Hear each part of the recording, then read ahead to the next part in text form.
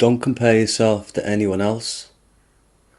Compare yourself to who you were yesterday.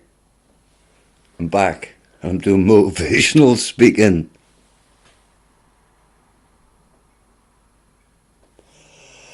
Oh, wagwan. Wagwan. We're back. Now that I've started recording, I've started doing things I should have done before I started recording, like taking my hat off and stuff, but that's done now. You'll be glad to hear. And now I just moved this Zoom. And there was no need. Yeah, I'm back. Back in the lectures. Griff's Lonely Dollar lectures back for 2018. Took a sabbatical last year. Didn't have time to do the lectures. Far too busy, having several nervous fucking breakdowns, if I'm honest. Oh, thankfully I've sort of moved through that, hopefully now. I had a fucking, what's known in the trade as a cunt of a year last year. What an absolute cunt of a year. You know, only 98% self-inflicted.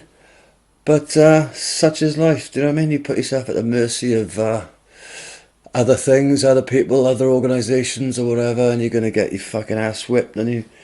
And thought I'd better learn that lesson for the umpteenth time. Great word that, innit? Umpteenth. I like that. But yeah, no, I've turned the corner now. So as I say, I'm moving into motivational speaking. And that is my new mantra. Don't compare, my new Opal mantra. Don't compare yourself to anyone else. Compare yourself to who you were yesterday. I fucking love that. Because you won't get fuck all done otherwise, will you? You know, I'm sitting here, I'm fucking freezing actually, shivering in my kitchen because it's too early to put the heating on. I've just come back from my power walk. You know, I've had to change my life. I've had to change my fucking lifestyle. 100 degrees, no, 180 degrees, sorry, 100%. Although I may try and aim for 180%, that may be a plan. Talking of which, as part of my newfound positivity, do you know what I mean? I've been trying to listen to positive stuff, and the Navy SEALs have got a theory that when you think, you know, you're fucked, you can't do any more, you probably, you know, only used up about 40% of what you got.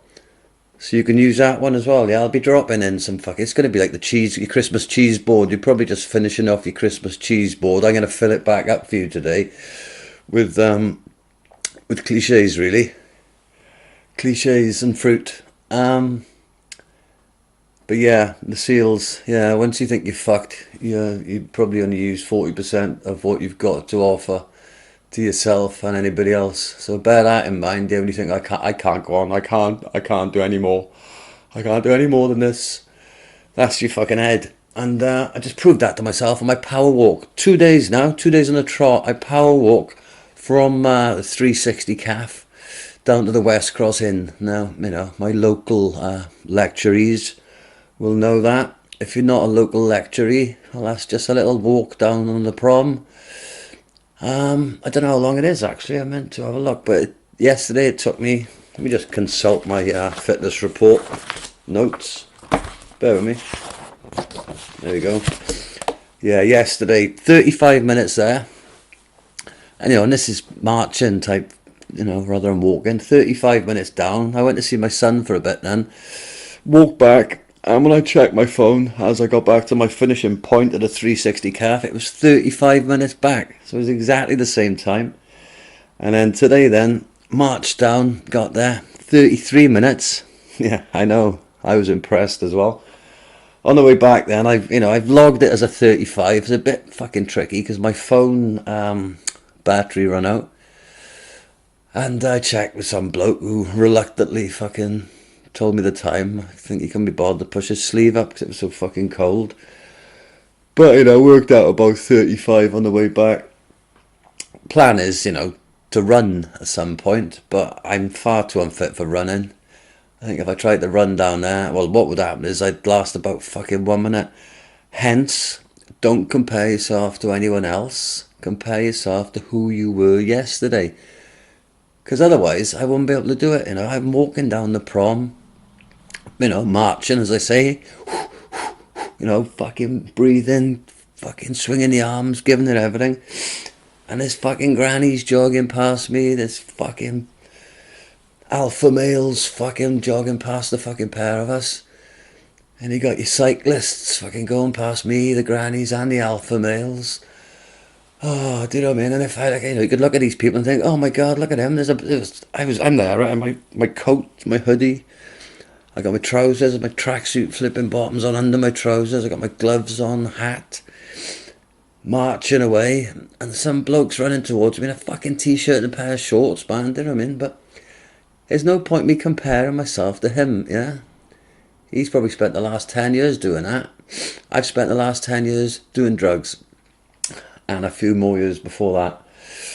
But, so I'm not going to be fucking sprinting down the prom in a pair of shorts at this stage of my fitness plan. Which, was, initially, I don't know if you know Dai Ling Ping, but he tweeted me. And there was a suggestion he gave me, in response to a tweet I'd sent to an ex-SAS guy. I love Twitter. I could tweet somebody who used to be in the SAS. He didn't respond, but I get a response from Dai Ling Ping. But that was my thinking, walking, start with walking, build it up, and the plan is then, walk for 5 minutes, jog for 1 minute, walk for 5, well, you know the rest. I don't have to go into the breakdown of it, but eventually the plan is just to run down that, and then I can look at this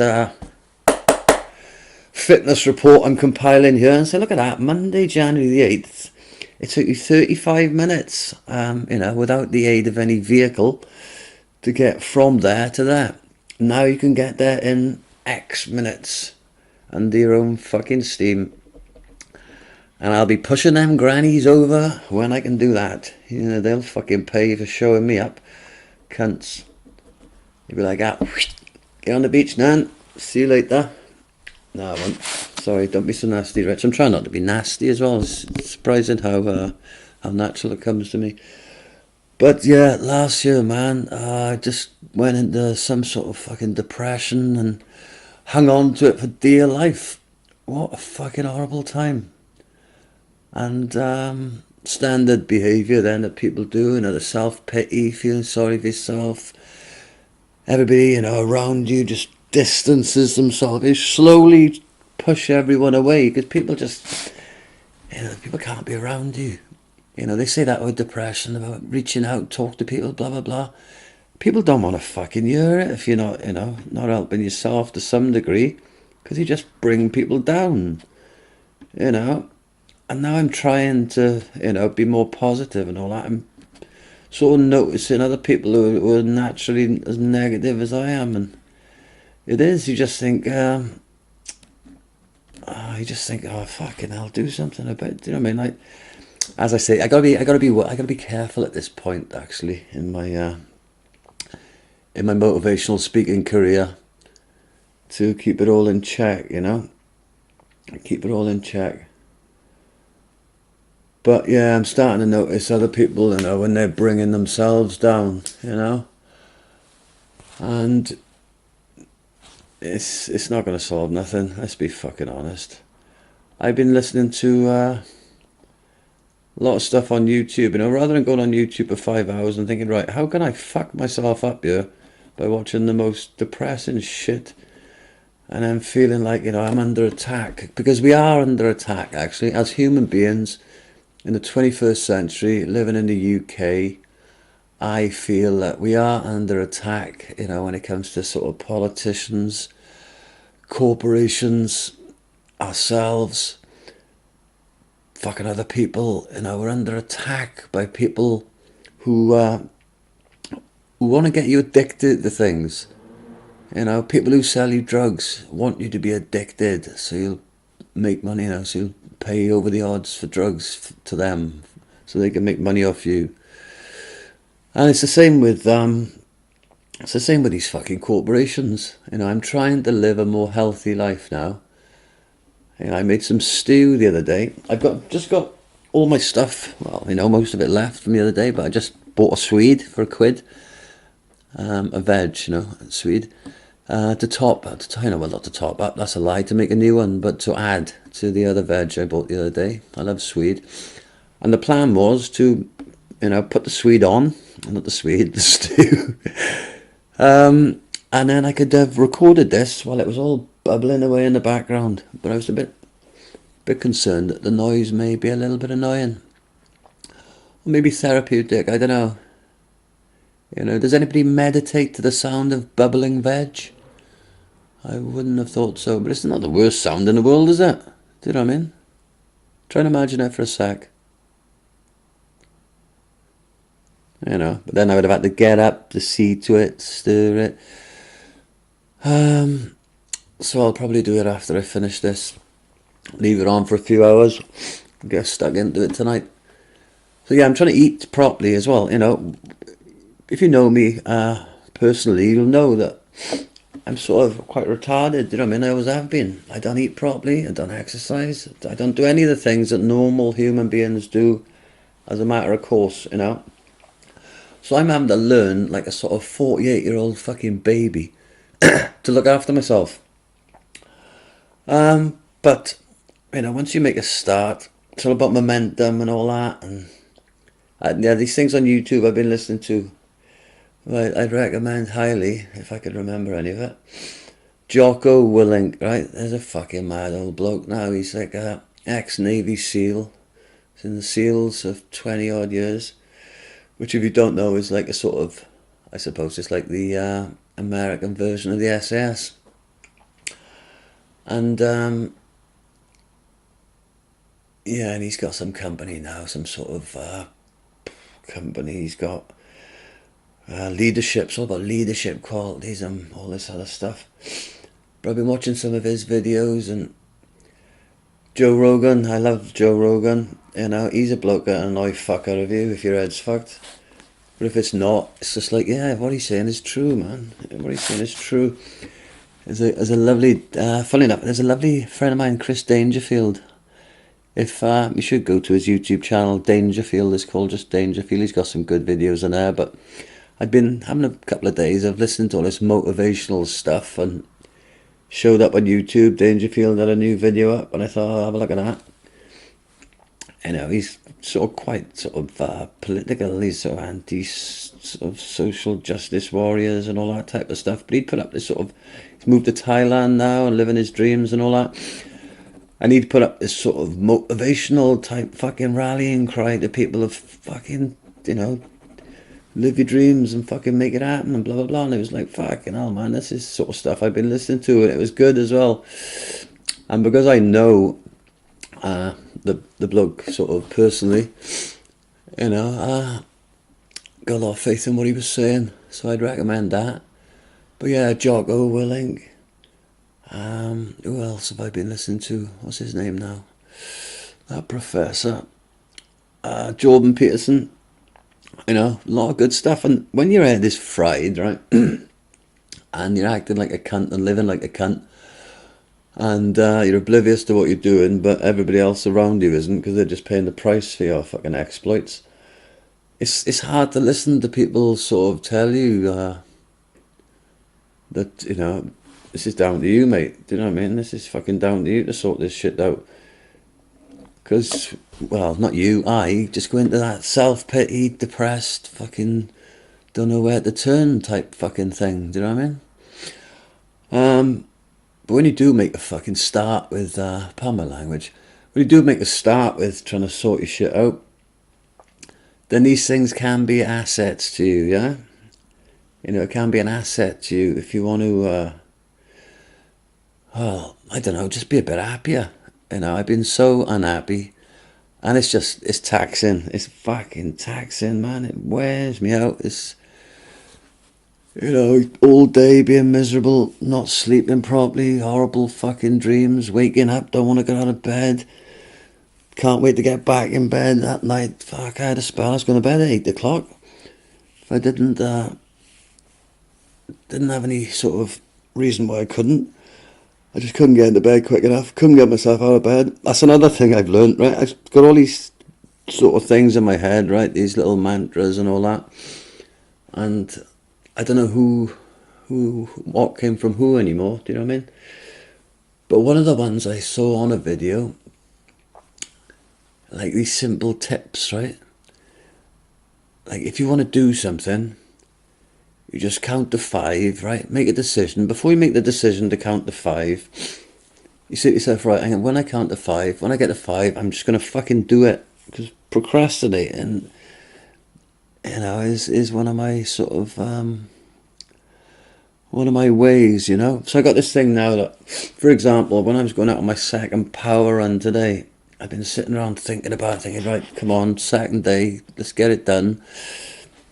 It's fucking freezing outside, do you know what I mean? Isn't, you know, there's no real incentive apart from a natural one to fucking leave the house and go and walk along the prom when the wind's fucking howling in. It's about minus fucking 8 in the wind chill factor. I'll exaggerate it a bit to make myself look better and feel better. But it was pretty nippy down there. And I know that for a fact 'cause it was yesterday. But I said, right, 1, 2, 3, 4, 5 back, and then stood up and left. Do you know what I mean?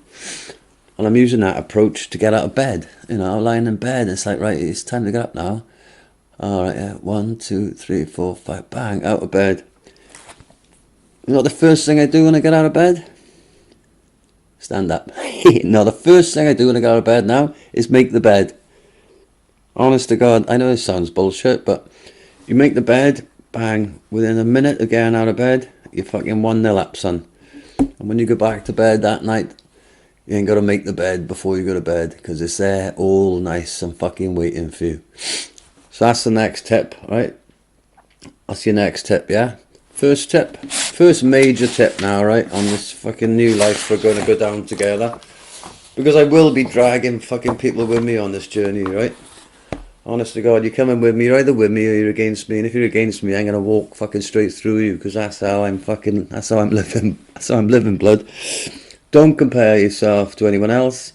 Compare yourself to who you were yesterday. Do the 1, 2, 3, 4, 5, bang, action, and make your fucking bed, you lazy cunt. Do you know what I mean?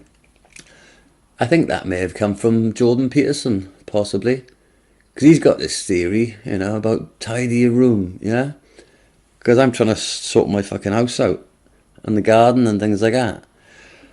And if you've been depressed for about 18 months, you'd be surprised what you let slip, do you know what I mean? When I sort of started waking up, it was between Christmas and New Year, I thought, right, enough's enough, do something rich. First thing I had to do was go and buy about 3 light bulbs, because it was like, fucking hell, I haven't had a light bulb in the hole for the last fucking 9 months. Do you know what I mean? Shit like that. But, yeah, the tidy your room bit, if you do all them little jobs, right, it's going to be funny, because by the time this comes out, my head's probably going to be mashed, and I'll be listening to it. This will be the good old days one. No, it won't. Don't say things that make you weak. That's another one. Don't say things that make you weak. You are what you fucking... You are what you eat, you are what you say, and you are what you do. But yeah, if you tidy your room, and then you tidy your living room, and then you do this, you do that, and you do this, before you know it, right, if you're just doing a bit every day, constantly moving forward, tidying up after you as you go, before you know it, your house is fucking done, yeah? This is the theory, I think, behind it. Before you know it, all them little fucking things that you should be doing, which, you know, they're not that fucking important today, do you know what I mean? If you've got a cutlery drawer and there's a fork in with the knives, ain't gonna make no fucking difference, really. But once you've done all those little fucking jobs, those little things that are annoying you, you get to a point there where it's like, hang on now, there are no more of those little things left to do, because you've done them all. And then you start doing the real fucking things, see? The real things you want to do. That's the theory, and you're already in the headspace of getting shit done. Yeah? Through the practice of the simple things. So that's what I'm aiming towards now. Yeah. Eating well. You know, it's not tricky at the moment. It doesn't help that I'm fucking skint. But it's not the biggest hindrance, do you know what I mean? Because you can eat, you know, healthily on the cheap, can't you? You know, the old stew, what we got here? We got a bag of spuds. It's already made one stew and some mash last night. And that will be making another stew now. We got a swede. Still got some of the carrots left from the other day, onions. So, it's just as cheap to eat well. I'm trying to avoid, or cut down, not avoid, I'm trying to cut down my sugar. Yeah, this is what I was on about earlier, about being under attack. Everybody wants you addicted, you know. Amazon want you addicted to shopping. Fucking Tesco's want you addicted to sugar. You know, all the shops want you addicted to sugar. Your drug dealers want you addicted to drugs. The fucking pubs want you addicted to booze. The bookies want you addicted to gambling. You know, I was in there on the way back from my power walk, called in the spa for a Swede. I was standing by the counter and I looked and I was literally, right, in all directions, I was literally surrounded by fucking sugar. You know, that must be the plan in the shop. Get all the sugar around the tills, do you know what I mean? So, you know, just in case they fucking forget. You know, there's all the pop behind me, all chocolates, cakes, this, that, and every direction I looked, apart from, you know, in front of me, there was a woman who, you know, had a cabinet behind her full of fucking nicotine, which they also want you addicted to. I was literally surrounded by fucking shit, you know, and this is in like a local food shop, you know, and I don't know. It's not natural, is it? You know, it's not natural. So, you know, no wonder people find it a fucking struggle, unless you're on your guard mentally, you know. Once your guard's down, you've fucking had it, because we're under attack, you know. Everybody wants you addicted to something so they can make money off your addiction. Tidy. I've been far too willing to play that fucking game. And now that I'm not for a minute, oh, don't say for a minute, don't say things that make you feel weak. Now that I'm not playing that game, it's such a fucking relief. So if you are having issues, yeah, you know, with anything really, that doesn't serve you well, you know, there are solutions to everything. And as I say, I've 2017 was a cunt of a year, and I dug such a fucking big hole for myself, just to make sure I was comfortable in it, really, you know, room to walk about, you know, room to dig further holes if needs be. You know, always digging just to make sure we're going deeper. Hard work, mate. Hard work, fuck that. It's easier doing the right thing. You know, that's what I'm finding at the moment anyway. That's what I'm finding at the moment. As I say, I was at the mercy of the fucking benefit system last year. Now, contrary to popular belief, I have worked most of my life. Have I? Let me just check what I just said then. Yeah, I have had jobs most of the time. I think it's only over the last few years where things have gone a bit fucking tits up on that front, you know what I mean? I haven't really been able to deal with much on the way of work. And that all goes back to the same old fucking bullshit way of living, that, you know, you end up in the mercy of working for a bunch of cunts, you know, working in the zone, working in call centres and all that. You know, oh God, fueling the fucking nonsense. Absolute fucking carnage. But, yeah, I do feel like I've turned a little corner, you know, which is great relief. I aim to keep it going. But yeah, if you are at the mercy of anything that is absolutely destroying you, there are solutions to everything, you know. It's just the reality is, at some point, you have to assume responsibility for it, and take some sort of action. Do you know what I mean? And, you know, that action could just be asking somebody else to help you. Yeah. You know, a lot of times it is. You know, there's a lot of things I can't do on my own. I know it's hard for you to believe, with me being a lecturer, you know, and an esteemed lecturer. You know, I know it's hard for you people to believe, but even me, even I need to ask people for help sometimes. You know, even me. I've, on a completely different note, and this is quite sad, but I've fallen out of love with the Swans. You know, this time last year, we were bottom of the league. We're still bottom of the league, and we haven't been relegated because we got out of the bottom three for a fucking fortnight. But I've just fallen out of love with them, you know. They kicked me out of the ground. If you Google Griff call centre, Swans, Jesus, I don't know, some sort of combination of that. You'll probably be able to find it because it was in the local paper. I went to watch the Swans against West Ham last year. Well, last Christmas, so Christmas 2016. I'd bought myself an inflatable Jesus for Christmas, as you do, which I'd seen up the Zon when I was working. I thought that perked me up when I saw that inflatable Jesus in work. And if you can perk me up when I'm in the Zon, it's well worth having you in the house. So I bought myself an inflatable Jesus. He's only a little guy, like I'd say, what are we talking about, 2 foot, 2.5 foot tall. And, you know, solid base, so he don't fucking just blow around on his own. So I thought, right, it's Boxing Day, Swans are playing West Ham. I thought, I'll take my inflatable Jesus to the game. Mate of mine, Bobber Thomas, got me a ticket. Oh, I had one of his season tickets, and it happened to be just sitting up by the chairman, Hugh Jas Jenkins and Martin Banger Morgan and all them. Just sitting across the aisle from them, sitting across the steps from them. And I was just waving this fucking Jesus about, do you know what I mean? Thinking, you know, it's Christmas, and it's his birthday, the day after his birthday, Boxing Day it was.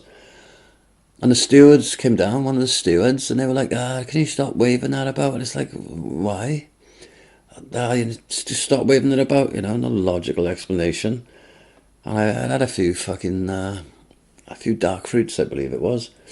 And I was like, yeah, right. And then West Ham goals were going in one after the other. I think it was 3-1, I think we lost, I don't know. But it was just a fucking farce, really. And, you know, in the last ditch effort to try and get the lads G'd up, I sort of stood up and started waving this Jesus about, you know, and had a few fucking strange glances from the chairman. Next thing then, the stewards come over, start escorting me out of the ground. It's like, have you got any idea who this is with me? They had no interest whatsoever. So yeah, kicked out of the ground. Me and Jesus. Next thing, I got the local bloody papers on the phone, and you know me, I don't like to make a big fuss about things, but they wanted to talk to me about this incident they'd heard about. So I thought, well, I better cooperate, you know, for Jesus' sake more than mine. So we had a little chat. Next thing is a story in the paper. Call centre, Griff, kicked out of the fucking Liberty. I don't know if that was the actual headline, I don't think it was, but words to that effect. I'll try and get KD Lang, my producer actually, to put a link to it in the description underneath. Last year as well, I launched my Griff's Lonely Dollar Lecture t-shirts. I don't think I've done a lecture since I launched them, I don't think. So yeah, bit of luck now, KD Lang, the producer. I'm going to put a few pictures of those up to accompany this. But you can go to Facebook, to the Griff's Lonely Dollar Lectures, is it? Or something like that, Griff's Lonely Dollar Productions. Go to that page, and I'll put some details there about, you know, how you can purchase one if you wish. They're a lovely item. Lovely item. Yeah, and I haven't been to the Swans since that game, you know, partly because fuck you then, you know what I mean? Kicking me out, you cheeky cunts. Partly for that reason, and partly because I really don't want the embarrassment of going all the way up there to be told, you know, you're not welcome, you fucking prick. You were the twat with Jesus, weren't you? But as I've told the club many times, I put a curse on the club after they kicked me out, which I refused to lift until they apologised to myself and Jesus, who's no longer with us. You can ask my youngest daughter about all that. Suffice to say, Jesus was jumped all over and he popped very loud. Ended up my daughter in tears because I sort of pretended that he meant more to me than he did. And she felt some sort of remorse. which was a new one for her. So yeah, thinking about it now, I think I do need to get myself a new inflatable Jesus so he can come on this new journey I'm going on. I'm not going to blame my nervous breakdowns and depression of 2017 on my 6, or she would have been 5 then, 5-year-old daughter popping my inflatable Jesus. I don't want to lay that guilt trip on her. But, you know, with the benefit of hindsight, maybe I died the day Jesus died. You know, maybe we died together. I don't know. Anyway, I'm not going to bang on for too long because I got stew to make, you know. But I'll be doing these lectures now. Hopefully I can get KD Lang inspired now, my producer, because he's always like, oh, I can't do this today, I can't do this today. And, you know, he's a vital part of the team. So if I can get him fucking G'd up a bit, maybe we can pop these out on a regular. And hopefully I got a little bit of money coming from some flipping thing with the band. If I won't go too deeply into it, you know, because they're probably fucking listening. It's like, you know, you mention you're trying to get better and they'll fucking, you know, jump all over you. But I got a bit of money coming soon, hopefully, which will put me in a position to start making videos, yeah, for this channel. Because I got lots of plans now for the channel that I want to start making some videos for you people, yeah, because, you know, I really feel like I let you down last year. See that pretend emotion I put into that? I feel like I let you down last year, and after all that we've been through, I will make it up to you, I promise you. First one to tell me what song that is in the comments will, I was going to say get a free t-shirt, possibly. Very, very possibly, yes. It's good to be lecturing again though, you know. It's good to have the motivation to get a lecture out there. So yeah, anybody having any problems, speak to me, because I can help you now, yeah? And we can help each other, more importantly. Well, more importantly, you can help me. But let's do this together. Let's go on this journey together, yeah? Let's make our dreams come true. Let's fight the powers that be. You know, let's reclaim our humanity, yeah, because it's under attack. Yeah, if people are trying to get you to spend money on things with them that are going to fuck you up, that's a little fucking warning sign should be going off somewhere that, yeah, that's not right, is it? It's not right. Anyway, welcome back to the lectures. And at this point, my producer comes in and does some sort of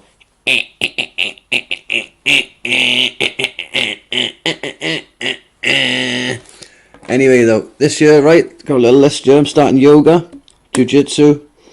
I'm going to eat well, I'm drinking water, I'm doing my 1, 2, 3, 4, 5 thing, and I'm going to get my garden painted.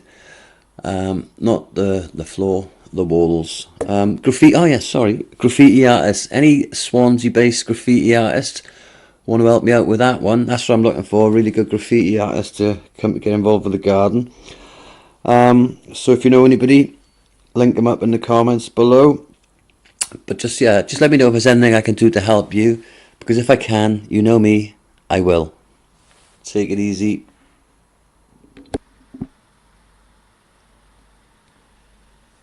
Yeah, what's happening, white people and the other colours, obviously.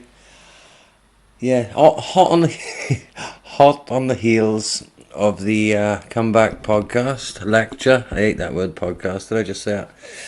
Hot on the heels of the comeback lecture is the follow-up.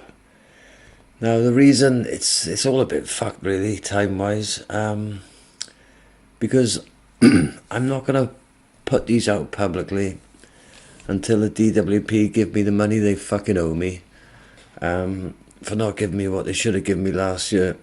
And I went for a pep tribunal at the start of this year, which I was successful in. And, you know, dealing with those cunts and what they put me through in my darkest hour was part of what inspired me to turn things around this year. refuse to be at the mercy of those fucking idiots any longer. But, you know, in true DWP nature, if you let them know that you're trying to sort your shit out, then they'll fucking punish you for that. So what I'm having to do is not release these to my public until they give me my money. So yeah, so we're still in January, still clean and sober, still eating well, and up the walk-in now. The walk-in. I'm not saying I've got an addictive nature, but I've decided I'm going to walk a marathon on the 1st of April. It ain't no joke. I picked that date because it gives me time to build up to it, and the weather should be nice by then. I think it's Easter Sunday, so there'll be a lot of people on the promenade that goes from Swansea down to Mumbles, because it's going to be a charity bash, you know, doing my work for charity as I do, you know, like a non-kid fucking Seville type. It's going to be done for Active for Autism charity. I've done coke-a-thons with my daughter in the past for, and I'm going to walk, still trying to work out the route, but it's going to be along the prom, partly because there'll be a lot of people about, and hopefully some people will come with me to collect money for the charity and the buckets, and partly because it's very flat as well. I'm not a big fan of walking up hills yet at this point in my career. Did a little 8-miler the other day in, what was it, 253s is 146 hour and 46 minutes, 8.2 miles, 360 calf in Swansea, 2 Verdies and back. You can Google the distance if you want, because I already have, obviously. And there's a Just Giving page, funnily enough, for that. Link will be underneath if the producer does his fucking job. Yeah, but you know, all's well, yeah. I had a phone call regarding my PEP because they stopped it about 13 months ago, and I had to wait, like, you know, over a year to go to a tribunal for them to turn around, look at my medical evidence, see the fucking state I was in, and say, oh yeah, sorry, yeah, you were entitled to that, now we'll give it all back to you. So it's very, very important at the moment that I keep my head in order, so when I do receive you know, a lump sum of cash, that I spend it wisely. And you know, obviously being clean and serene, as they say, is a big part of that. Always a bit reluctant, you know, what you can talk about when it comes to addiction on a public forum. There's so many judgmental sort of, you know, people about in this world, and judgmental people, or to use the French term, les cunts, or is that a northern term, les cunts. But you know, what have I been addicted to in my life? Gambling was probably the first one, fruit machines. Then we probably moved on to alcohol. I had a sort of what can only be termed as an addictive episode with mushrooms, really. I was doing mushrooms, I remember once, you know, I did them quite a lot of times without any problems, and then I sort of had a spell of just doing them far too much, do you know what I mean, for like days and days, well, a couple, you know, 10 days on the trot and everything, and literally got to the point where I didn't know if I was actually tripping or not. And you know, that's sort of not really normal behaviour. What else have I been addicted to? Heroin, that's a good laugh. It was 10 years ago, actually. I went to rehab 10 years ago. That's when I had, you know, my major sort of heroin phase. So I went to rehab. It was about 10 years ago this February, so it's coming up to 10 years ago. By the time you hear this, it may be over 10 years ago. But, you know, the details are so insignificant. It's a fucking absolute mystery why I've mentioned it. But yeah, I went to 10 years ago, I went to rehab for 3 months in Bury St Edmunds. And it's taken me 10 years to get, what am I now? Probably about 3 weeks clean. Obviously I've had, spells of clean time in that 10 years. 22 months once, and 6 months here, 6 months there. Started dabbling then, with the dark fruits and smoking. Weed. I had a fucking chronic weed addiction a few years ago. And don't get me wrong, I'm not one of these people who gives up drugs and then gets all fucking self-righteous about it. There's a aspect of drugs that are wonderful, healing properties of fucking mental illness. But it just always seems to go wrong for me in the end. And I was smoking weed because I didn't really after that spell in rehab, I didn't drink alcohol for about 5 years, I think, because I knew I had a sort of major problem with alcohol. Well, not so much I did, everybody else did when I was partaking. I didn't drink for about 5 years. And I forgot what my point is. So I started smoking weed when I ran out of steam in one of my first attempts at what's known in the trade as recovery. And I just thought, right, I can't do this any longer. I can't be drug free 100% of the time. I thought I'll just start smoking weed. You know what I mean? It was like the most harmless sort of thing I could find, drug wise. Because, even during my sort of 22-month clean time, I was still gambling, and that drove me round the absolute fucking bend. I started smoking weed. And, and then, as is my nature, it just becomes something I do fucking from the moment I wake up to the moment I go to bed. Hence why they call me an addict. Or, hence why I call myself that, actually. Several times a week. But when I'd run out, I couldn't get any or whatever, put me onto a proper fucking downer. A real fucking downer. From a point of view of a mental downer, it's up there with, for me this is, other people don't get affected the same way as me. Some people do, but most people don't. But for me, I don't know if I have got underlying mental health issues or it's just something that I cause myself, through my lifestyle. But the come down off weed when you've been caning it is pretty fucking horrific. It reminded me once, I've never been into cocaine, do you know what I mean? It's never been my drug of choice, as they say. I've always seen like cocaine as a sort of running round in circles trying to get somewhere drug, do you know what I mean? It's like heroin is more of an A to B drug, I'm at point A and I want to get to point B, and through smoking heroin, I've only ever smoked it, but through smoking heroin, I could get from point A to point B, and then I'm at point B and I'm quite satisfied then. Obviously the effects wear off and it's when the trouble starts, but at least you got to point B for a while, do you know what I mean? But I've always seen cocaine as, whatever you're trying to get, you're just going to be running around in fucking circles. You're never going to get to that point with cocaine, be like, right, there we are, that's okay now, we're there now. You're just going to be running around in circles. I was never a fan of cocaine, but I did have a spell once where I was using it for toothache. I had a fucking horrific toothache. This is probably about 20 years ago now. But I had a really fucking horrific toothache, and I was just buying it just to fucking rub on my gums, just to numb my gums. And I found myself doing that for several days.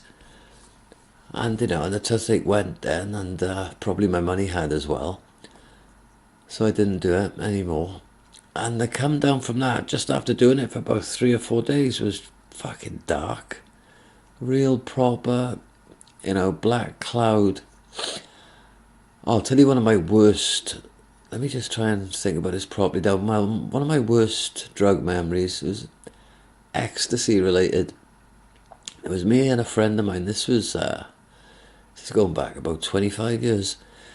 Me and a friend of mine, we'd acquired 100 or 200 of them, 100 I think, with a view to selling them at this event that was going on in Swansea on a Saturday night. We'd gone out on a Friday night to another sort of club, and my mate had taken them in his pocket and put them in his pocket with his car keys. Dancing all night, you know. He's a great dancer, but you know, been dancing all night with his 100 ecstasy in his pocket with his fucking bunch of keys. And then when we got back to this place I was staying, he opened the bag and it was just carnage in there. Do you know what I mean? There was like about 48 fucking tablets still intact. And then there was halves and quarters and bits and dust and fucking, you know, in this bag. So we were like individually having to bag them up. You know, trying to match two halves. Yeah, that's about two halves, right? That's one.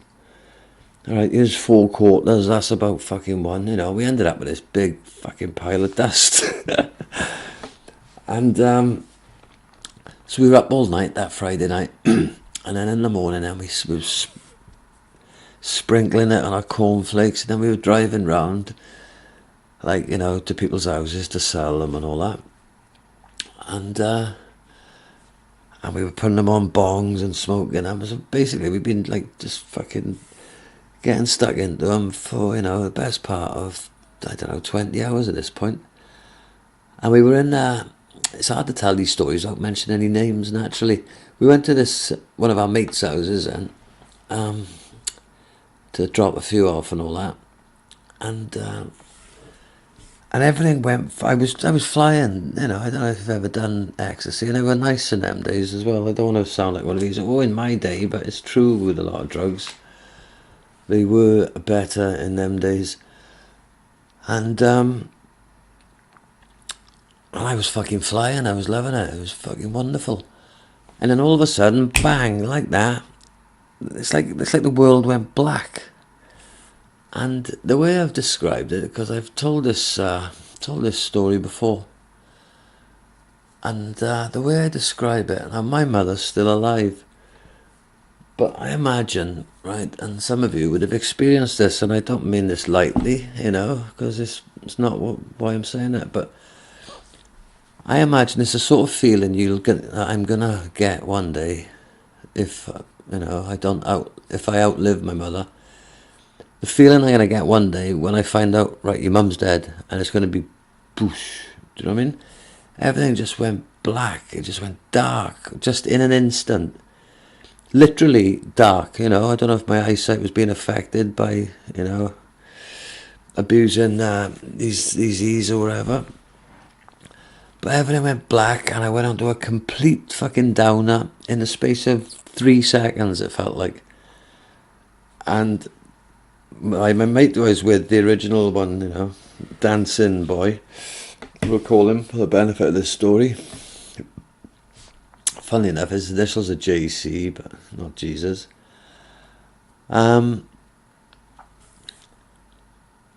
He'd sort of had a similar experience apparently when he'd been abroad, with some sort of mushrooms. He'd bought a mushroom omelette somewhere, you know, but some sort of psychedelic mushrooms. And he'd had a similar experience, you know, because at this point I was probably about, it was before I met my eldest daughter's mother. So I was probably about 21 or something, 21, 22, and at that point, all my drug experiences have been positive, do you know what I mean? I'd do drugs and they would just make me laugh or fucking dance or smile or fucking whatever, do you know what I mean? You know, as I say, drugs do have their uses. So all my drug experiences have been positive. So when this fucking downer hit me, it was like, whoa, I'd never experienced such a negative drug experience. But he knew what was going on. So he said, oh, come on, we'll go for a walk. So we got out of this house and we were walking. And by this time, yeah, it was Saturday afternoon now. We're talking about 3-4 o'clock. So we're walking down the road, and I'm like, oh, I can't remember what I was saying, but I was in a bad fucking way. Do you know what I mean? Mentally, I was like, oh, I don't know what's happening. I don't know what's happening. It's just gone dark. It's just gone dark. He was like, yeah, you'll be alright. You'll be alright. He's trying to talk me out of it. Change the subject, divert my fucking attention away from it, whatever. And I just thought, oh, I'm not coming back from this. Do you know what I mean? I had that feeling of, I ain't gonna fucking come back from this. And we walked around the corner then, and there was like this local Swansea League football game going on, and it just snapped me out of it. It snapped me out of it as quickly as I'd gone into it, and I put it down to a sort of realization that nothing's changed in the world. This is just all in my fucking head.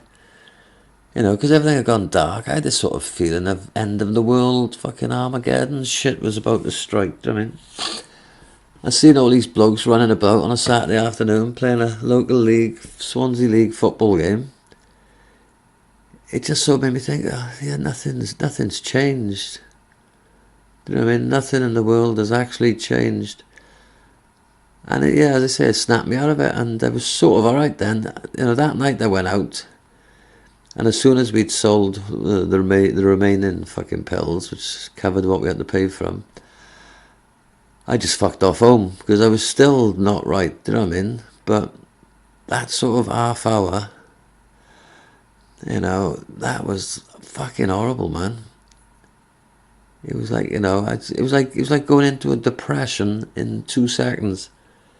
And as I say, I come out of it equally as quick, but didn't come out as thoroughly as I'd gone in, but enough to stop being fucking worried, because it was really scary. It was my first really negative drug experience that I remember. Obviously, if you don't include puking up a load of pomade at Hendravoyland and school fete when I was about 12. Now, that should have been a lesson to me, actually. First time I ever got pissed, I was in Hendravoyland school fete, which for the out of Swansea listeners, this was the junior school, which was the sort of local rival to the one I went to, because I was a Dunvant junior school boy. But a mate of mine, Mr. Porter, he went to Hendravoyland, and I was mates with him, and we'd gone to this school fete. And there was this, remember that thing? I don't know what it's called, but like a wheel, yeah, and you pay whatever you pay, fucking 20 pence or something, maybe 10 pence. And you get a number, and they spin the wheel, and if it goes on your number, you win, yeah? It's like an early form of roulette, I expect. But we won about 3 bottles of pomade, and we went over into the woods and drunk them, and I was just paralytic. We went back to his house, I puked everywhere. Absolutely fucking spun his mother out, puked all over his kitchen, puked in his bath. They had to phone my gran, and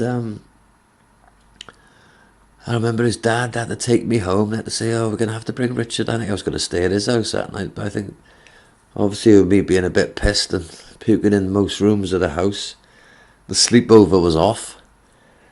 And his old man, he's a crazy bastard, he was.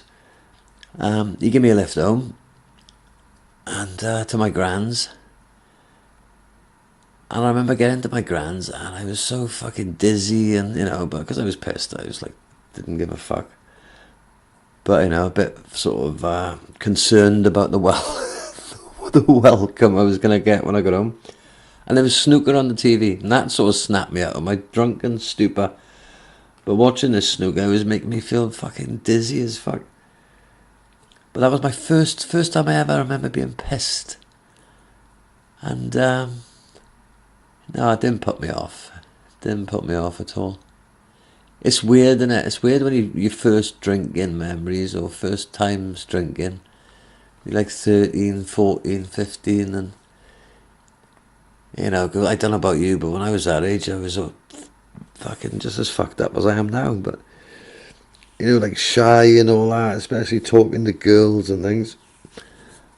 and a few fucking beverados, and you just say anything to anybody, wouldn't you? And have a care in the world, and you'd actually genuinely feel like this alcohol was giving you confidence. Well, it was, maybe a fucking false confidence, but is it any other type? Do you know what I mean? Oh, there is there. I'll tell you now, tell me. But, yeah, so I do remember, I've been thinking about this shit. Do you know what I mean? I don't know. Well, I suppose I know why. It's because I'm trying not to do it anymore. But, so when I look back at the patterns of my life, it seems like, well, I don't know, I'm going to contradict myself a bit, but it seems like there was like warning signs there, but I was never going to heed those warning signs in my 20s or my 30s, to be honest with you. I think it's only when I hit my 40s it just starts getting a bit embarrassing to be such a cunt, innit? Which is probably why I ended up in rehab just shy of my 40th birthday. And yeah, and I thought I'll sort my head out now, which I sort of did for a while. But it all went tits up again, and a lot of my 40s has been a bit fucked up. But still, back in the game now, right as rain, eating well, been shopping today, fucking hell, there was so much veg in my fucking trolley, I almost took somebody else's to the fucking till. Fruit and veg, very important. That's what I'm doing differently this time with my recovery, as they say. I'm trying to eat better. Not perfect. I had a McDonald's breakfast this morning, but it's been the first one I've had in months. So I'm trying to eat better. I'm trying to exercise, with my walking, my power walking. 1 hour 46 minutes, 8.2 miles, 360 kaf to Vernies and back. Marathon on the 1st of April 2018. Yeah, not sure about my route. I did have an alternative route along the prom, but that involved going from the 360 kaf to the West Cross Inn and back. But I would have had to do that 5 times, I believe, to make it 26 miles. So I'm looking at a longer route, but doing it less times. I think that may be good psychology. So I think we are looking at the 360 kaf to Verdi's and back 3 times, and then I'll have to sort of head back down towards the West Cross Inn, I think, to get that last sort of 860, 24.6. So I got to get another 1.4 miles.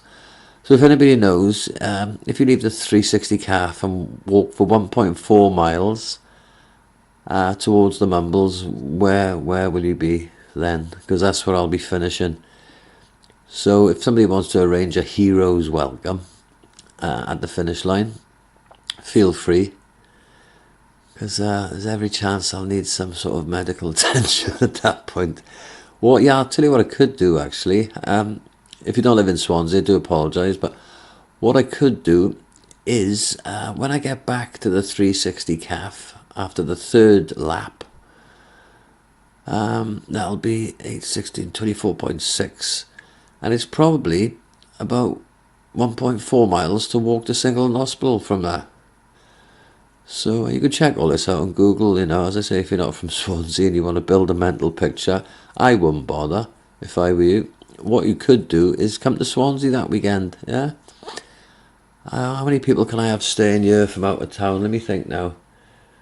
In a crisis, right? Hang on, let me just count. Right, 1, 2, 3, 4,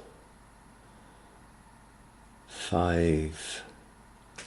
5 and a few on the floor. As things currently stand in my house.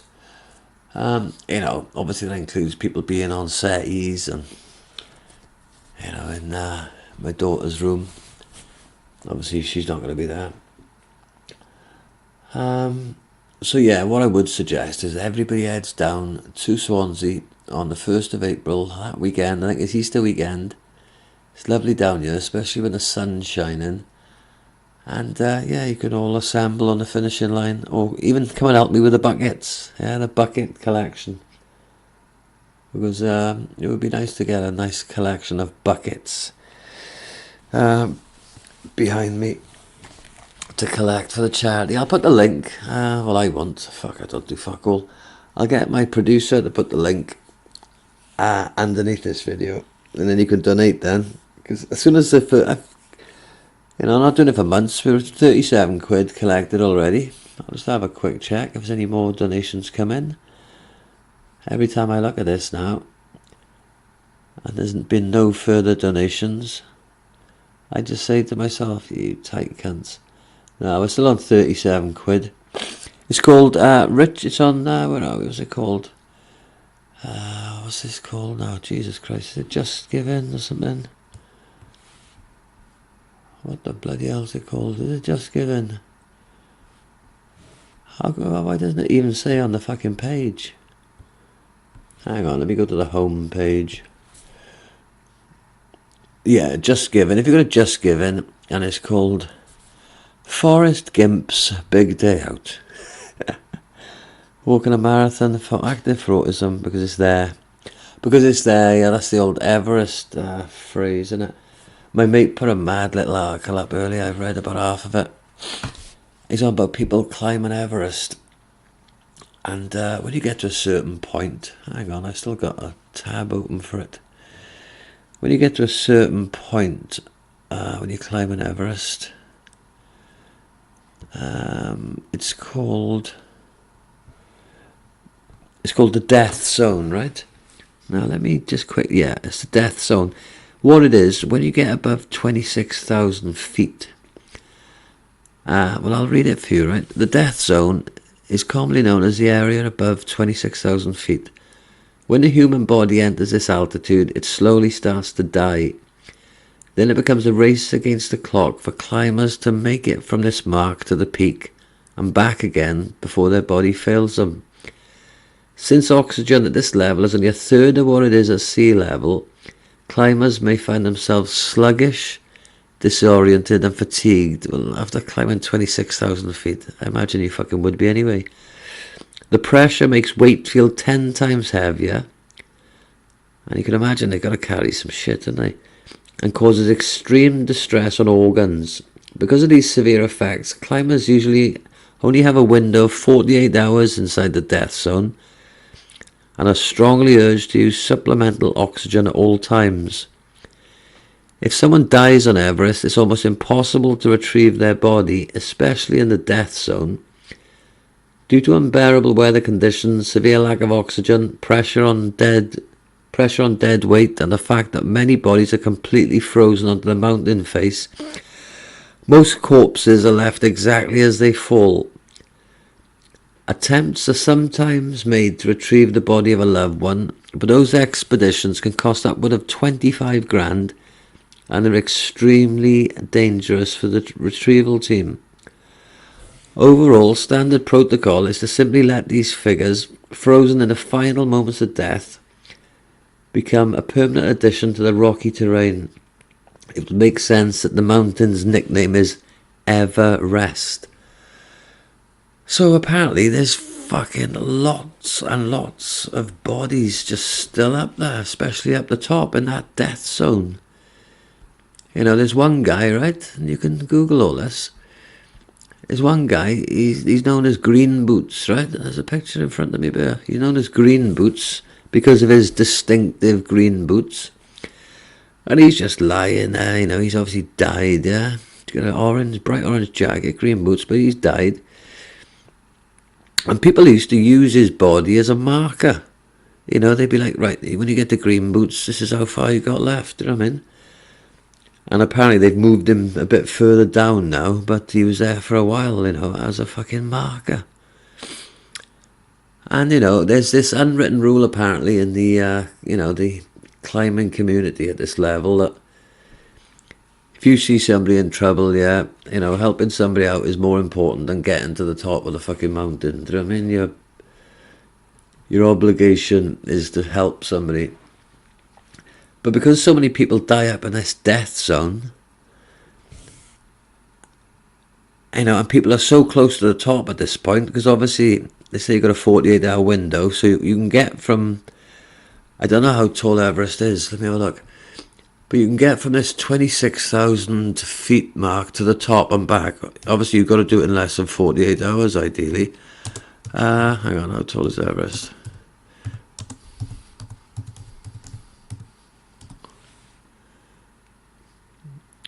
Oh, for fuck's sake, give it to me in feet. Right, they're going to me in meters now, which is absolutely fucked up my storytelling. Here we go, 29,000 feet. 29,029 feet. Right, so you get to this death zone at 26,000 feet. You've climbed for 26,000 feet. And then suddenly then, it just gets 10 times fucking harder. And you've got 3,000 feet to go. So what, tends to happen apparently, you get, you get people going into the death zone. They'll see somebody dying. And they'd be like, oh, I'm not fucking helping him. I'm nearly up the top now. Fuck that. And they leave them there. Do you know what I mean? People begging for help. And people are like, no, my ego's not having that.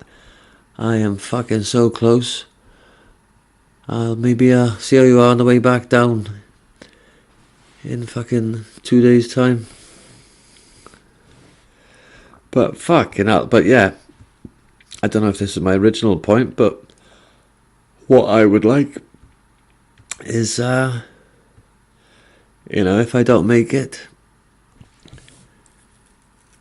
in this marathon, yeah, just leave me wherever I drop on the prom. Leave me there as a warning. The people who've been smoking for 35 years that walking 26 miles when you're a couple of weeks into fucking sorting your life out, it's probably not a good idea. Well, it is. It's only walking, isn't it? But yeah, this article, man, is fucking fascinating. Where is it? It's on something called Graveyard Shift. There's another one about a couple. They got up there. Did they get to the top? The final hours of Sleeping Beauty were no fairy tale as she begged for her life. Yeah, a woman called Francis Arsentiev and her husband Sergei. They were avid climbers who sought to conquer Everest in '98. Francis had a goal to become the first American woman to summit Everest without the use of supplemental oxygen. These people are nuts, and it's like, oh, we get to the death zone, so we take a bit of oxygen because we're not going to be able to fucking breathe and we're still going to climb. No, I'm doing it without oxygen. It's like me saying, right, I'm going to walk a marathon, but I'm going to do it with my hands in the air. Do you know what I mean?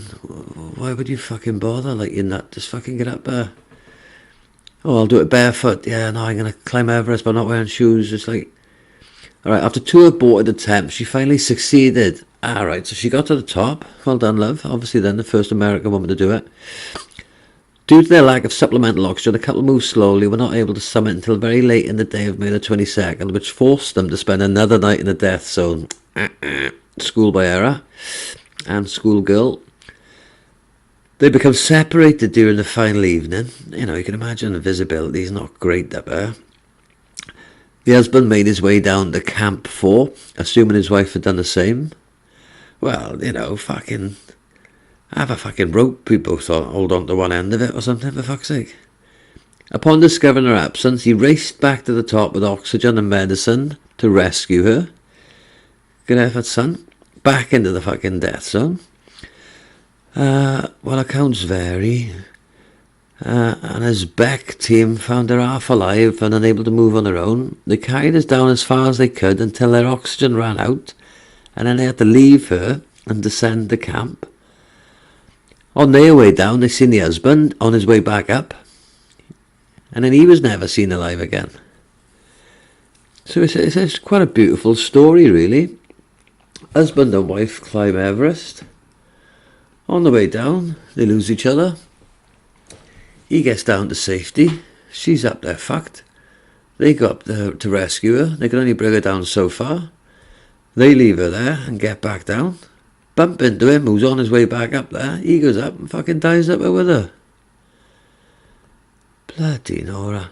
Apparently she kept murmuring, "Don't leave me here. Don't leave me here to die." But they did. But yeah, the husband went up to have a look. So, you know, fair play to him. I was reading this article and I had to stop after. There's like loads of different stories. Do you know what I mean? There's those two. The Sleeping, what's it called? The Sleeping Beauty one. And yeah, the final hours of Sleeping Beauty, no fairy tale, she begged for her life. Yeah, the most famous corpse on Everest is used as a marker to gauge distance to the summit, and that's the old green boots. Right, let me give you his name. Well, he's widely believed to be Indian climber Siwang Paljo. You know, had to show him a bit of respect, like name the guy.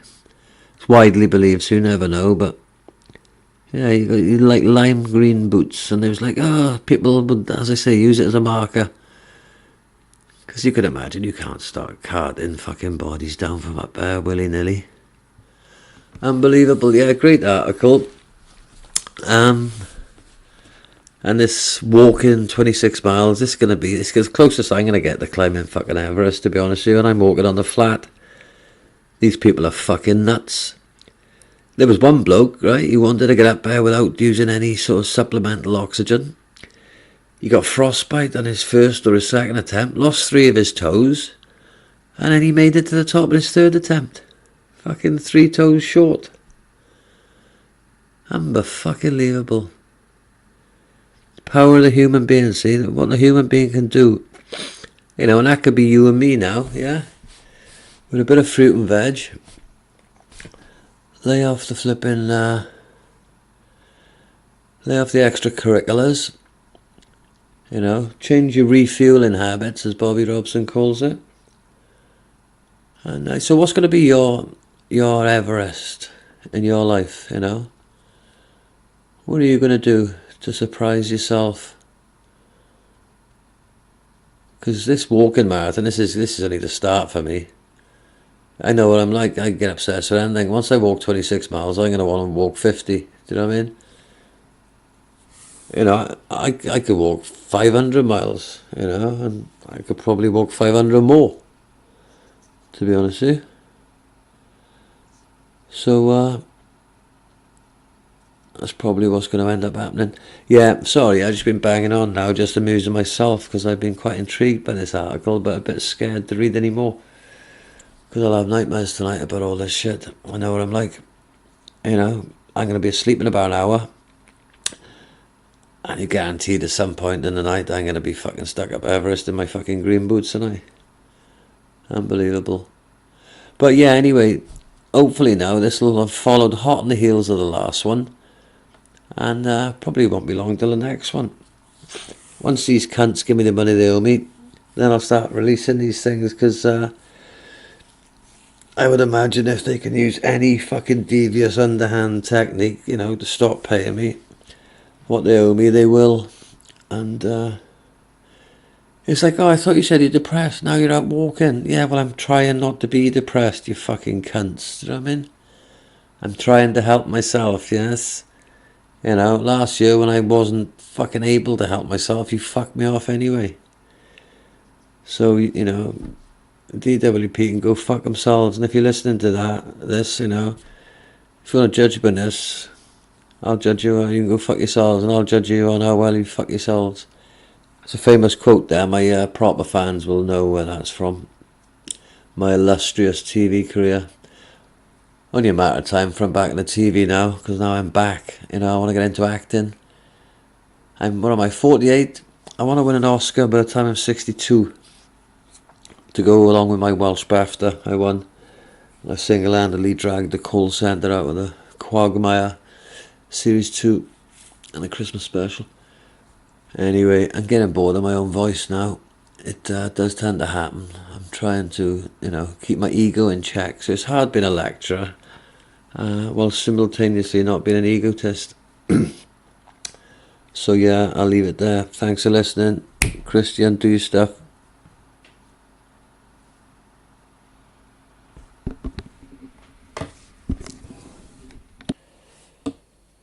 Yeah, we're back again. This is probably the 3rd instalment in the new, improved Griff's Lonely Dollar Lectures. Today we're going to be talking about apple and ginger.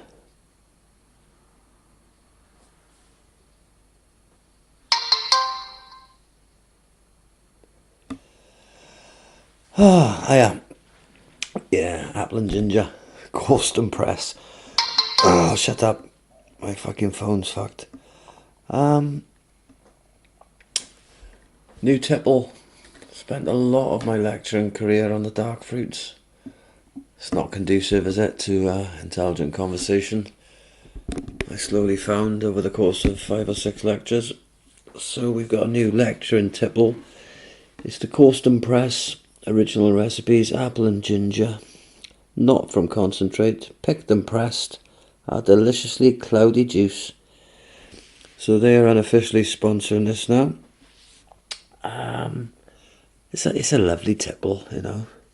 99, as I said the other day, 99% apples, 1% ginger, 100% banging. Oh, it's cracking stuff. I don't miss drinking. I hope it remains that way. But I'm really not missing it at the moment. It's such a relief. What's the word they use in certain circles I'm not allowed to talk about because of its anonymous nature? What do they call it now? Yeah, being restored to sanity. It's fucking true, man. It's only when you are restored to sanity you can actually take a look back and I realise how insane you have been, or I have been, as my counsellor used to say. You know, own it, Richard. Not you, I. Couple of quick, well, one actually, I was going to give you a couple, but now one quick Everest fact. I mentioned Everest in a previous lecture. Now, I don't know if the record's been broken since this chap, but the youngest person to climb Mount Everest, how old do you think? I'll give you about 10 seconds thinking time while I check my phone. The youngest to get to the top and back in one piece.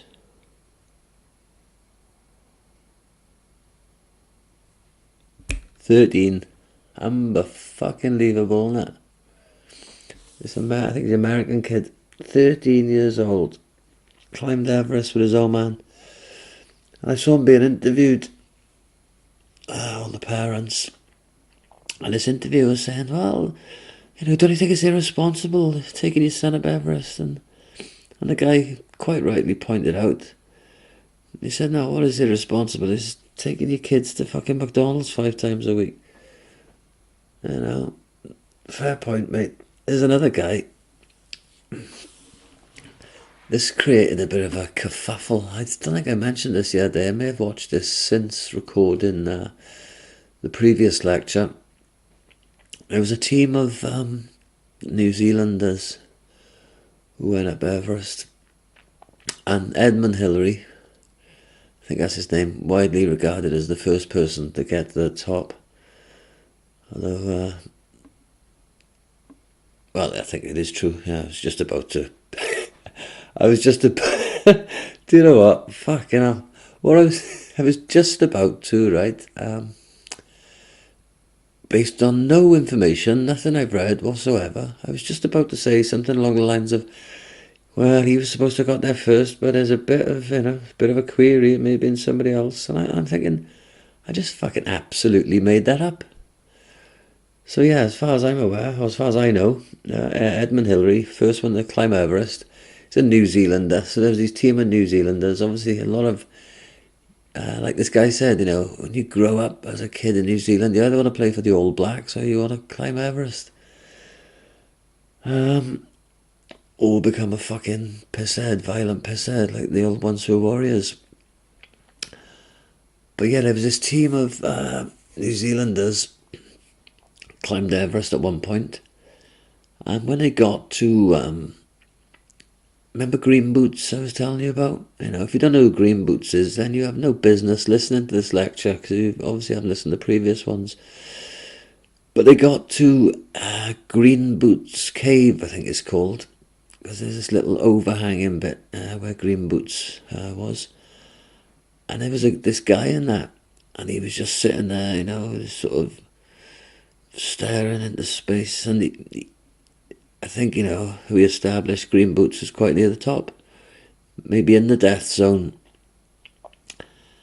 And this guy, he was obviously just fucked, he just couldn't go on. And they say when you climb an Everest, if you stop, you are fucked, you know what I mean? Especially up in the death zone, because it's just too cold to stop. You have to keep moving, it's the only way to keep him warm. And it's the only way to get up and down, within that sort of 48-hour window that they reckon you got. But there was this guy, not far from Green Boots, and he was just obviously fucked, and they, tried to have a little word with him, and are you alright type thing, and, they said he was obviously in a lot of fucking trouble. There was no rousing him, and I can't remember his name, man, sorry mate, David something, or Dave, is it? Because my mate sort of jokingly called it Dave's Cave. But this David guy, I think he was either American or English, or from somewhere else. But this guy was obviously in a lot of trouble, and these New Zealanders, I think it was 4 of them, they sort of went past him, got to the top, came back down. He was still there, still alive. Tried having a word with him then, and couldn't get no sense out of him. And then they were told from, their base camp or whatever, you need to come down, And they had to leave this guy there, and they were just, in this documentary I saw, they were saying that how much it affected them, just seeing this guy so vulnerable and not being able to help him.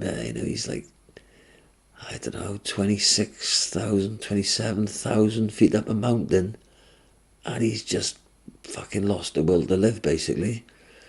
He ain't got the energy to just get up and walk. And this guy, apparently this David guy, had climbed it on his own, which they don't recommend. So these New Zealanders had to, go past, and then apparently a team of Sherpas went up and tried to get this guy down, and I think they did get him down, but he died. When these New Zealanders got home, they had a big hero's welcome when they got back, yeah. And then it was, the stories were coming out then that, they left this Dave guy up there, Dave the Cave. They left him up there, they didn't help him, they walked past him on the way up, they walked past him on the way back, and, and one of them especially took the sort of rap for this, yeah. And, he got a load of shit, and I think Edmund Hillary came out and made a statement about it, saying, the modern day climbers, never leave a man behind enemy lines type thing, you sacrifice getting to the top to save somebody's life and all that. But this one guy who copped the most flack for all this, right, he was a fucking double amputee. He had no fucking legs from just below the knees, I think. Both of them. Obviously, double. And he climbed Everest with no fucking legs. Do you know what I mean? He just had these sort of... Obviously had these false leg, the bottom bits. With these boots, crampons, they call them. These boots with the spikes in. And he'd climbed up Everest on his fucking false fucking legs, man, and down. And he was the one who got all the shit. Can you imagine? You got 2 false legs, you got your fucking little bottom bits with your crampons attached. You climbed 29,029 feet. You got to the top of Everest with your mates. You got back down. You've got home, you had a fucking hero's welcome, and then all of a sudden you're getting a load of shit for not... What's he supposed to do? Chuck the guy on his back?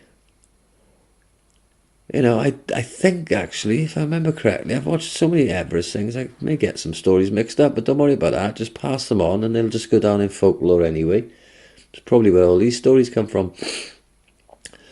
But I think at some point on a descent, this guy with a double amputee, I think one of his mates had to carry him at one point because he just could not put any weight onto his crampons because of the pain in his stumps.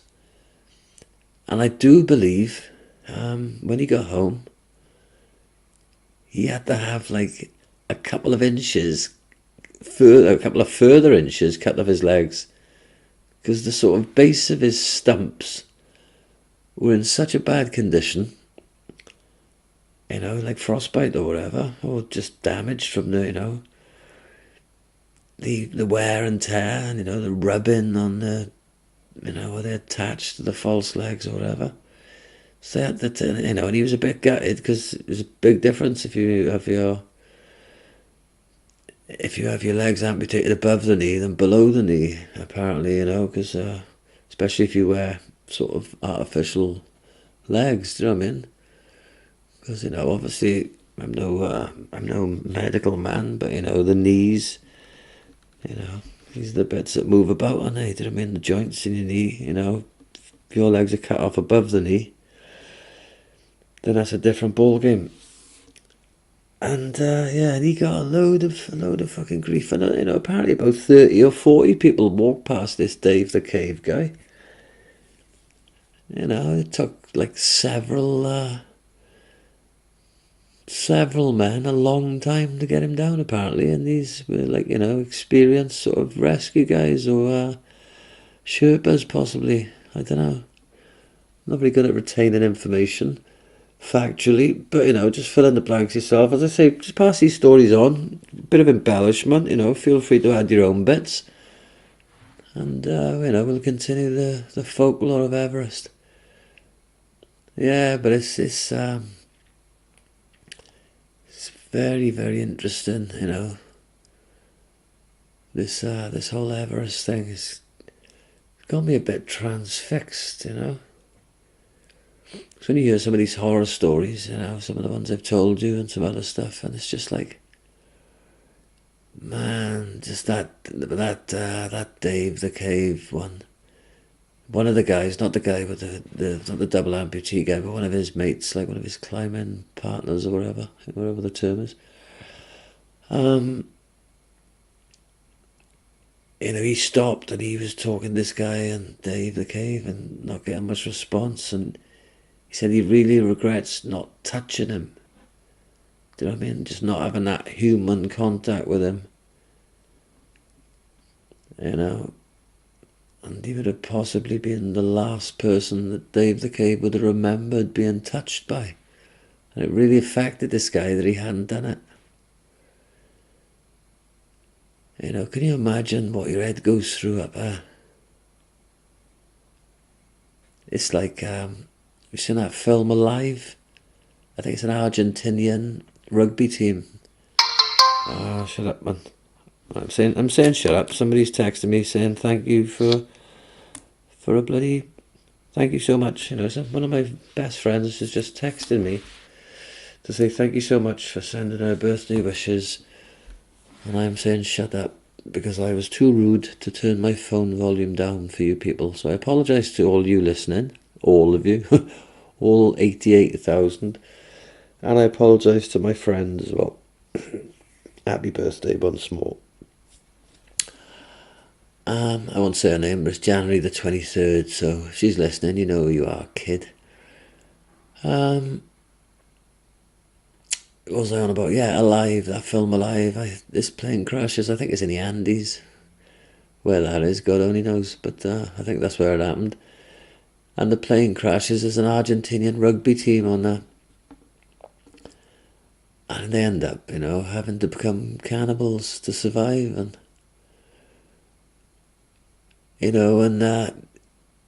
there's countless sort of examples of this, which I'll try and find a few out before I next record a lecture. But examples of like groups of human beings, when you put into situations where it's literally life and death, the sort of things that people will resort to or whatever, that instinctually people will be doing things that they couldn't have even imagined doing, until your life is in danger, and you're trapped somewhere. It's quite bizarre, isn't it? like, anyone listening to this now, right? I presume your life today, if you're listening to this, yeah, your life today has probably gone pretty much as you expected, do you know what I mean? You know, if you've had one of these absolutely crazy days where, you know, your life's been in danger, or, you know, it's been one of the days that's going to stick in your life forever, I suppose the last thing you're going to do is listen to me yapping on, do you know what I mean? Oh, live each day like it's your last. Oh, right, I better catch up on the lectures. Do you know what I mean? That's what I'd probably do, being an egotist. But wouldn't expect anybody else to. So, you know, yeah, your day today is probably, you know, ticked over, basically, innit? You know, most of us lead relatively ordinary lives, don't we? If we're honest with ourselves. You know, I used to do drugs because I was an adrenaline junkie, so I thought, oh, I can pretend I'm killing myself really slowly. I'm slowly committing suicide. What an adrenaline junkie. You know, so I can't really imagine what it must be like to be in one of these situations where your life is at stake and you have to do something that you really didn't think you were capable of doing, and it would never, ever, ever have crossed your mind to do it if you weren't in this situation. So what it makes me think is, I wonder what I'm capable of, you know, in the right circumstances. I wonder what I would personally, what would I actually do, you know, at the expense of other human beings, just for me to stay alive. You know, and none of us know, do we, until we're in that situation. You know, that's why I'm a big, big fan of nuclear war. You know, so we could all find out, you know, what we're all about. Answer a zombie, like a zombie apocalypse or whatever you want to call it. You know, if all that was going on, what would I be capable of to avoid being, you know, a victim of a situation and instead be a survivor? You know, I can only liken things at the moment to my sort of addictions that I'm currently not a slave to. And touch wood, touch the orange table in my kitchen.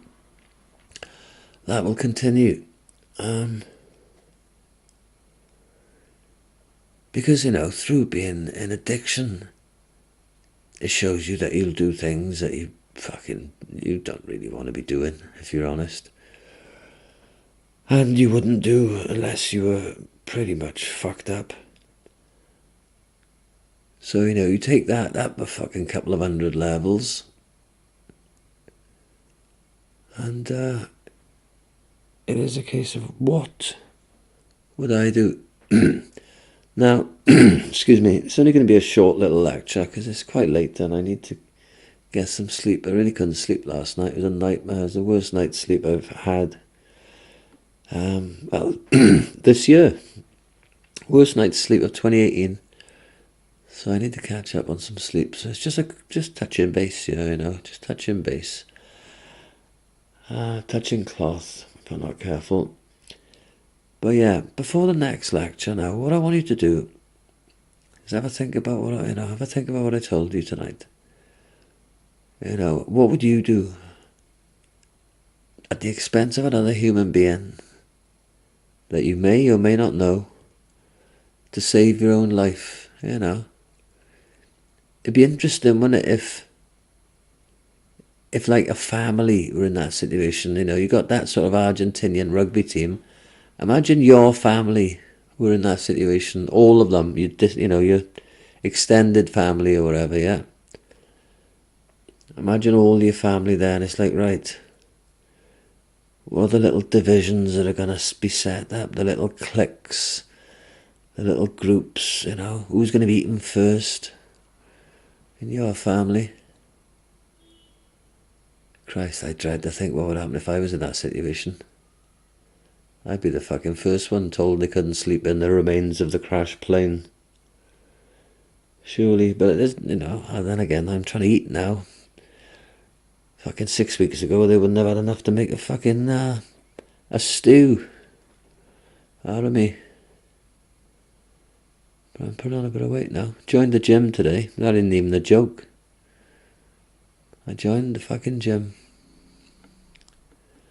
And I didn't drink or do any drugs today, and I got over £1,000 in the bank. Now that's a weird concept for me, based on, you know, like a month ago. To actually have money, you know, it's one thing to, you know, well, you can't waste money you haven't got, do you know what I mean? But I've actually got some money I could probably afford to waste. And for whatever reason, I haven't today. Restored the sanity? Maybe. But I've been restored so much to sanity, I'm wondering which one of my family I'd eat first if I was in a plane crash. So maybe there's a bit of a distance to go on the old sanity one, Richie Griff. Anyway, speak soon, right? All the best. I love you guys. I really do. Share this if you like, yeah? Because, you know, the world needs to hear this stuff. Shut up.